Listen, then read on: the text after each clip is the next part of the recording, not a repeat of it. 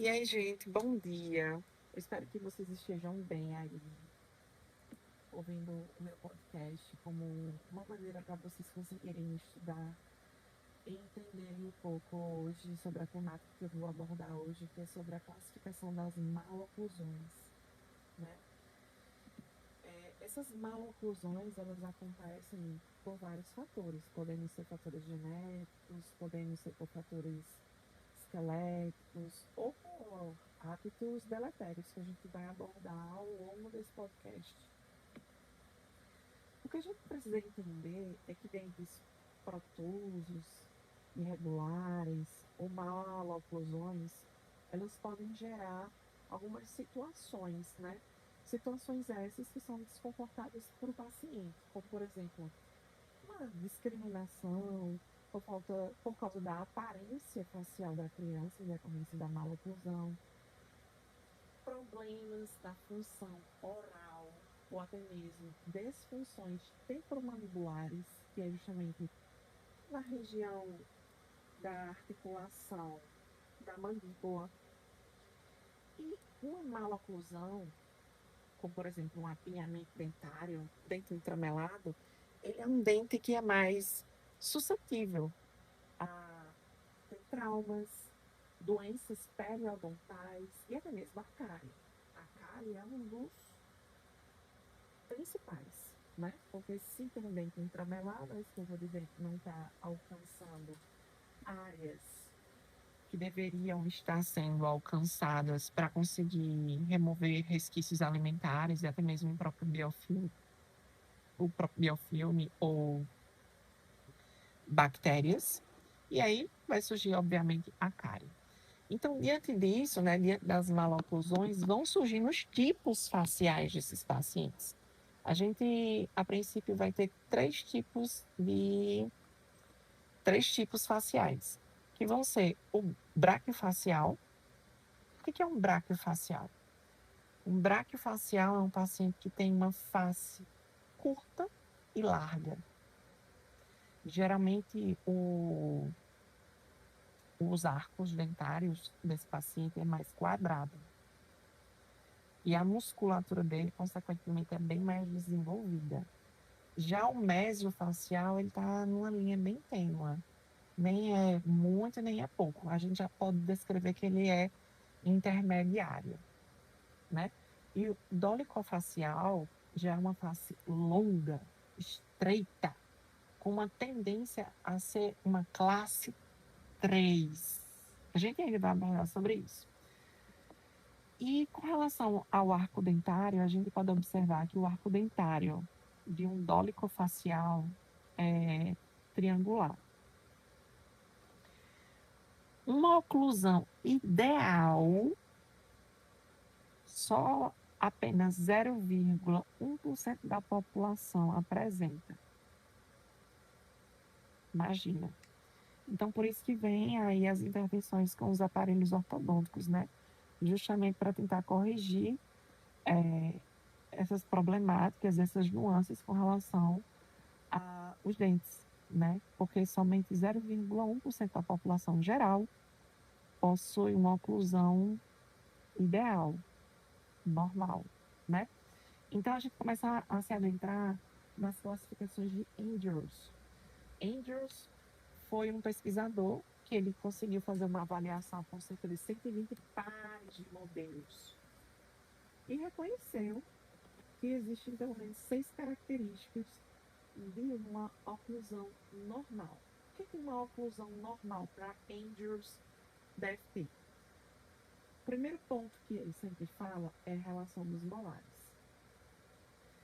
A cúspide mesiopalatina do primeiro molar superior deve ocluir na fossa central do primeiro molar inferior. Para Andrews, esse é o primeiro ponto, a relação dos molares. O primeiro molar superior, a cúspide mesiopalatina do primeiro molar superior, ele deve ocluir na fossa central do primeiro molar inferior. O segundo ponto que Andrews discorre é a angulação das coroas. O que é que ele quer dizer com isso? Ele quer dizer que a porção cervical ao longo do eixo de cada coroa deve estar sendo encontrada distalmente a porção oclusal. Ou seja, a região cervical do dente, ela não tem que estar seguindo uma linha reta, acompanhando o longo do eixo do dente. A região cervical, que está próxima à gengiva, ela tem que estar sendo encontrada mais distalmente em comparação ao dente. Isso é até importante porque ajuda na colagem dos brackets, né? O terceiro ponto é a inclinação das coroas. Para Andrews, o incisivo central e o incisivo lateral superior, eles devem ter uma inclinação positiva. Já os incisivos inferiores, pré-molares, e molares superiores e inferiores, eles devem ter uma inclinação negativa. Esse é o terceiro ponto que Andrews preconiza. Onde, basicamente, de maneira resumida, o incisivo central e lateral superior é positivo em suas inclinações e os demais dentes, tudo com inclinação negativa. O quarto ponto que Andrews descreve é a ausência de rotação. Os arcos dentários com ausências de rotação, eles vão apresentar ali um perímetro normal, sem que haja os espaços entre um dente e outro, que a gente pode chamar isso de diastema, tá? Sem que haja espaços interdentários. Então, para Andrews, o quarto ponto crucial é justamente a ausência de rotações, certo? Entre um dente. O que é uma ausência de rotação? É um dente que está rotacionado, né? Ele não está no segmento correto. O quinto ponto é os contatos interproximais, onde na ausência da discrepância do diâmetro mésio distal de uma coroa, as relações interproximais entre os dentes devem ser o mais justas possíveis, sem que haja espaço grandão entre um dente e outro. E o sexto e último ponto de uma oclusão ideal para Andrews é a curva de Spee, uma profundidade de até no máximo 2,5 milímetros de curva de Spee pode ser aceita como normal, certo? Só que, entretanto, Andrews ele preconiza o nivelamento, né? Deixando ali plano ou encurvado ou levemente encurvado, certo? Então, para Andrews, a curva de Spee com uma profundidade de até no máximo 2,5 milímetros de curva é aceita como normal. Já agora, a gente falando sobre a classificação de Engle, que é uma das classificações também que são bem escorridas, né? Que é onde a gente já fala sobre classe 1, classe 2, classe 3, que eu até mencionei para vocês que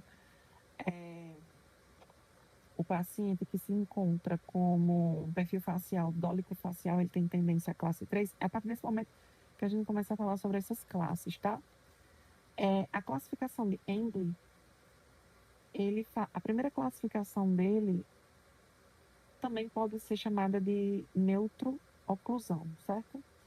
É onde basicamente ele preconiza que a cúspide mesiovestibular do primeiro molar superior oclui no sulco mesiovestibular do primeiro molar inferior, que é basicamente o que Andrews fala, em outras palavras, né? Só que Andrews, ele fala que a cúspide mesiopalatina, já Angle, ele fala que a cúspide mesiovestibular do primeiro molar superior deve ocluir no sulco mesiovestibular do primeiro molar inferior. E aí tem um adentro importante, porque nessa classe 1 de Engle, ele fala que, por mais que esteja essa oclusão entre a cúspide mesiovestibular do primeiro molar superior, um ou mais dentes podem estar lingualizados ou vestibularizados. E nesse contexto, não deve ser considerado uma oclusão ideal ou normal, porque os dentes anteriores, que são os dentes da frente, eles podem apresentar uma vestibularização ou um apinhamento dentário. Ah, mas qual é o perfil facial desse paciente da classe 1? Ele vai ter um bom relacionamento antero-posterior das bases esqueléticas, ao que se retrata sobre maxila e mandíbula, e aí a gente se adentra a um ponto importante. Como foi que esse paciente ficou, se adentrou, foi incluído a essa classe 1? Por fatores hereditários, fatores genéticos.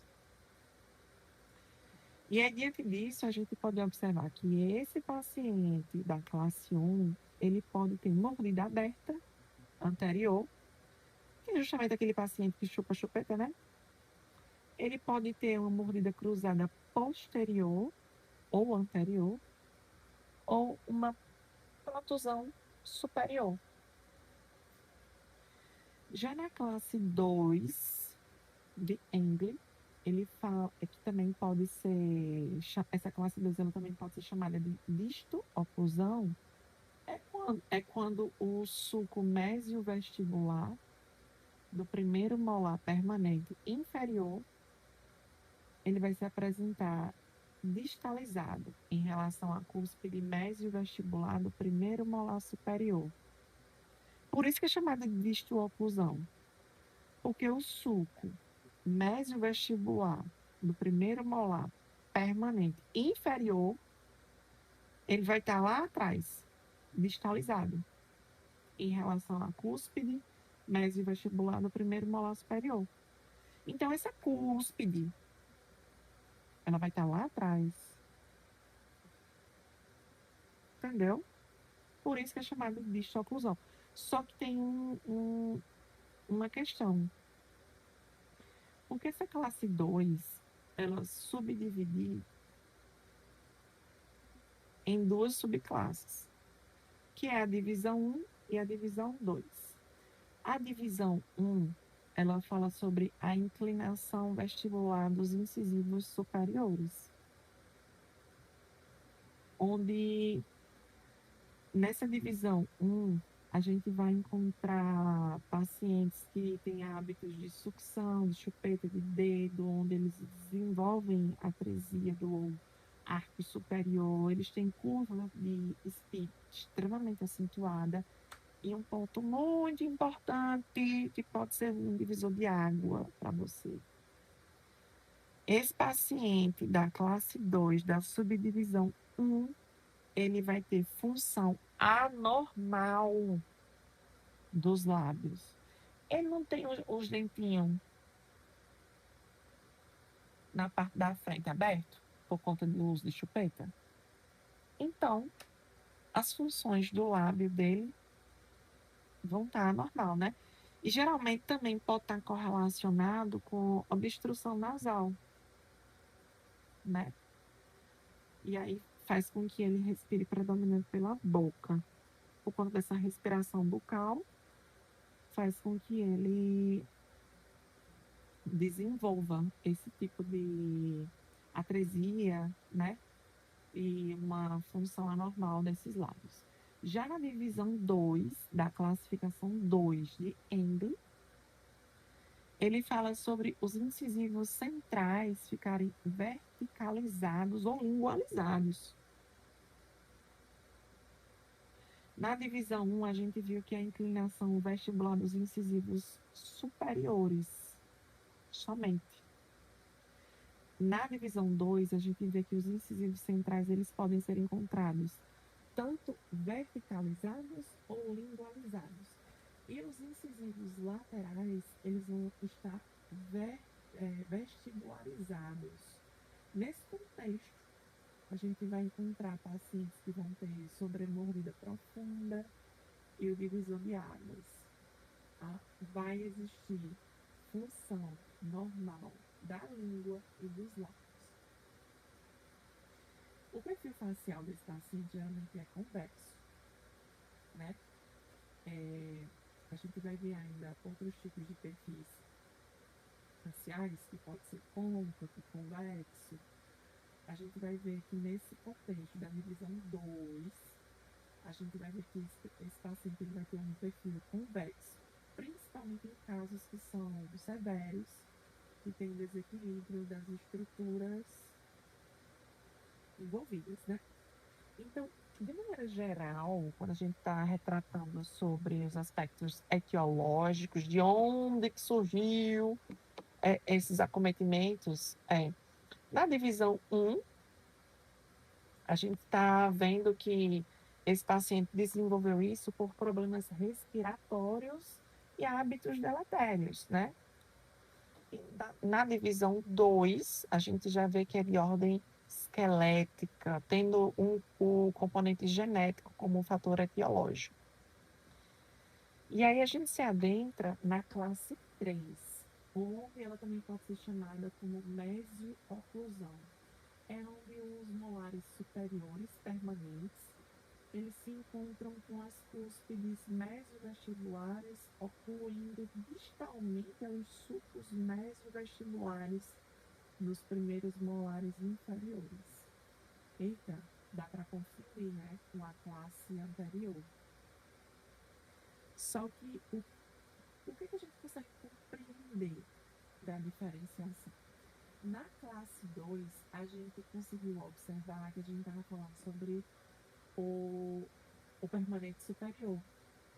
Na classe 3, a gente está falando sobre o molar inferior, né? Ou melhor, ao contrário.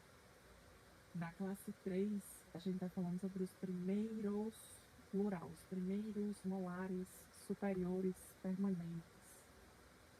Os primeiros molares permanentes, eles vão estar ali com as cúspides mesovestibulares ocluindo distalmente aos sulcos mesovestibulares dos primeiros molares inferiores.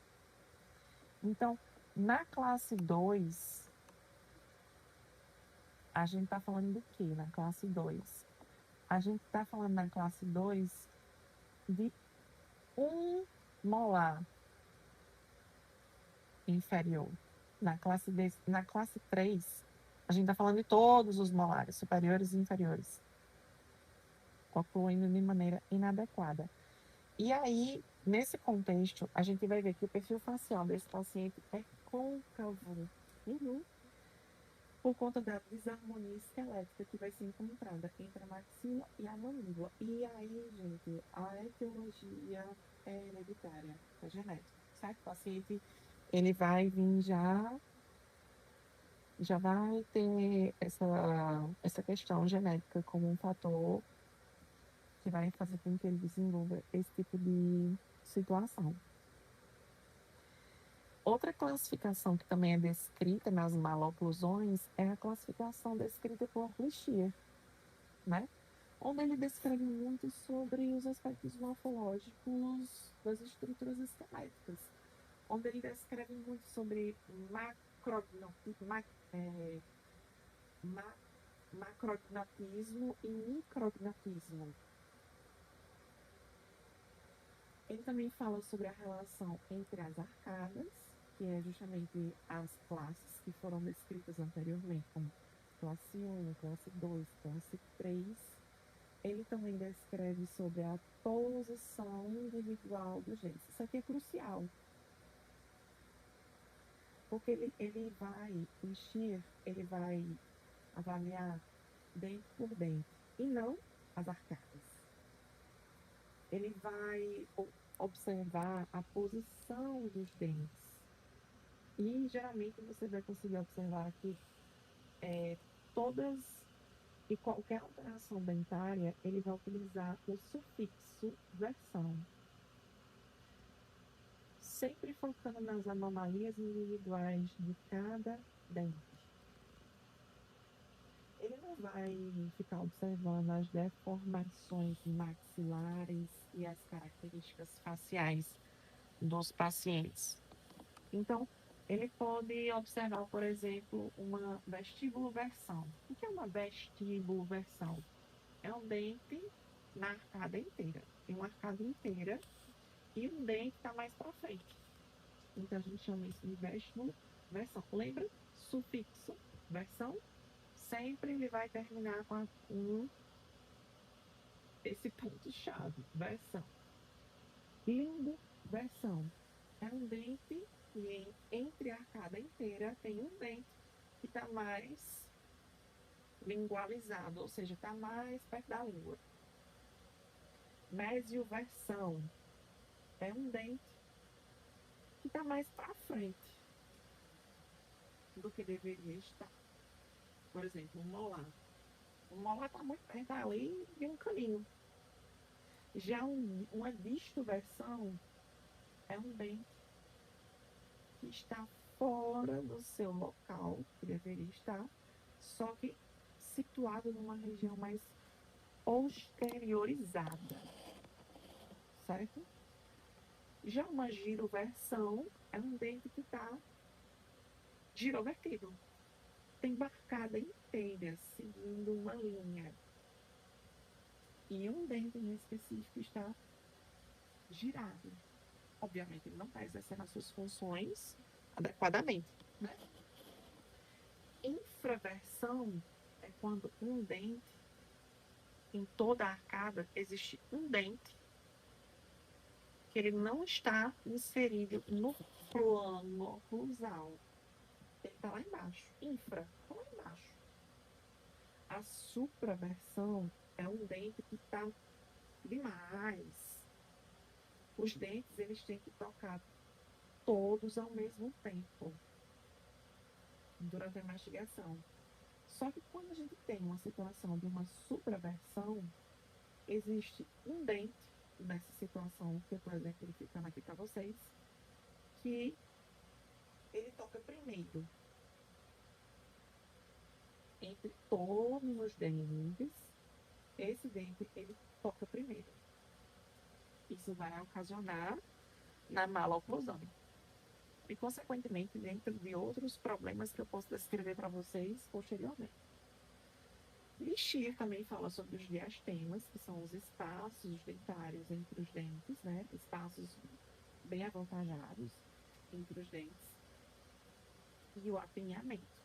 Para quem não sabe o que é um apinhamento, é o dente intramelar propriamente dito, que geralmente vai ser encontrado em dentes anteriores, na região inferior.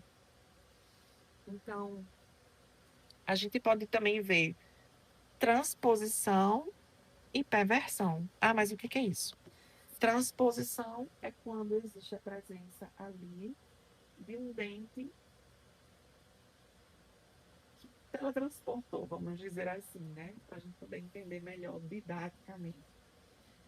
Um dente nasceu, sei lá, um caminho, nasceu na frente ou lá atrás. Transposição. Ele se teletransportou. Ele não era para estar ali. Já também, por último, tem a perversão, que Lixir também fala. Perversão é quando o dente está impactado.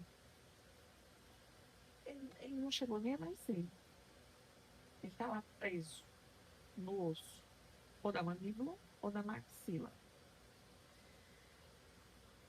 Por último, né, na classificação de Simon, ele fala sobre os arcos dentários, que estão relacionados com os 3 planos antropológicos, baseados em planos craniométricos. E, basicamente, vai ser utilizado o plano orbital, o plano sagital mediano e o plano de Frankfurt. O plano orbital, ele já vai se referir às anomalias anteroposteriores. E aí a gente toca no ponto da protusão e retrusão. O que é uma protusão? É uma anteriorização do arco dentário. Já uma retrusão é o deslocamento para posterior, certo? Protusão, a definição é a anteriorização do arco dentário. Está para frente demais. E a retrusão é o deslocamento demais para trás. Já no plano sagital mediano, desenvolvido por Simon, já que ele utiliza esses planos antropológicos baseados nos planos craniométricos, a gente vê as alterações transversais, segundo ponto, né? Que aí nessas alterações transversais a gente vai ver a contração e a distração. A contração é quando os segmentos do arco dentário, ou até mesmo do próprio dente, se aproxima demais de um plano. Ou seja, se aproxima bastante do céu da boca, para a gente ser mais enfático, né? Fica muito contraído. Acho que deu para entender agora. A contração fica nessa alteração transversal, os arcos, eles ficam muito para dentro, contraindo. E já a distração é quando os dentes eles estão afastados demais do plano sagital mediano. Para vocês entenderem melhor o que é isso, vocês precisam saber qual é a definição de plano sagital mediano. E se vocês veem isso em anatomia humana. O terceiro tópico, que é desenvolvido por Simon, que é o plano de Frankfurt, a gente fala sobre as alterações verticais, que aí ele vai falar sobre atração e abstração. Atração é quando os dentes se aproximam deste plano, com extrusão dos dentes inferiores e intrusão dos dentes superiores. Intrusão dos dentes superiores. Intrusão. Os dentes estão muito lá para dentro, os dentes superiores. E a extrusão dos dentes inferiores. Isso a gente vê em quem? Pacientes com mordida profunda, né? Pacientes com mordida profunda. Já na abstração, a gente vai ver quando os elementos dos dentes se afastam. A gente vai ver isso em pacientes com mordida aberta. Abstração, mordida aberta. A gente vai ver agora, de maneira bem simplória, a classificação da capelosa, que ela considera os padrões subjetivos da análise facial, padrões de crescimento, como um fator etiológico primário. Ele fala sobre o padrão esquelético sagital, que é o padrão 1, 2 e 3. Basicamente, o padrão 1 é um padrão facial reto. O padrão 2 é descrito como um padrão convexo. E o padrão 3 é aquele côncavo. Ah, o que é côncavo? É aquele paciente que tem indicação, né, para uma cirurgia ortognática se a ortodontia não teve sucesso na ortodontia. Então, ele vai ter que fazer uma cirurgia ortognática porque o queixo está muito para frente. Então, a gente pode fechar isso côncavo. Além disso, ele fala sobre a face longa e face curta, que foi uma coisa que a gente já viu anteriormente. A face longa são pacientes dolicofaciais. E a face curta são pacientes braquifaciais. Complexo, né? Mas se você escutar mais uma vez e anotar, consequentemente você vai entender isso. Eu sei que é complexo, mas você entendendo melhor, escutando melhor e com calma, com paz de espírito, você vai conseguir entender essas classificações de uma maneira muito mais fidedigna e, consequentemente, acredito eu que eu vou conseguir ter passado essas informações para vocês de uma maneira muito mais didática do que vocês poderiam encontrar através de um livro. Bem, eu espero que vocês tenham gostado de verdade desse tipo de conteúdo que eu estou criando através de podcast, porque vocês podem estar utilizando o fone de ouvido e estar fazendo outras coisas ao mesmo tempo. Se forem assim, do jeito que vocês estiverem ouvindo. Espero que vocês tenham gostado. Se vocês gostaram de fato do conteúdo, podem me seguir nas redes sociais. Arroba Prof. Dr. Lauriston Soares. Lá vocês vão conseguir encontrar conteúdos sobre isso e muito mais, né? Eu sou professor de anatomia, fisiologia, e lá no meu perfil eu falo muito sobre conteúdo científico relacionado ao corpo humano, sobre odontologia e muito mais. Até breve, pessoal.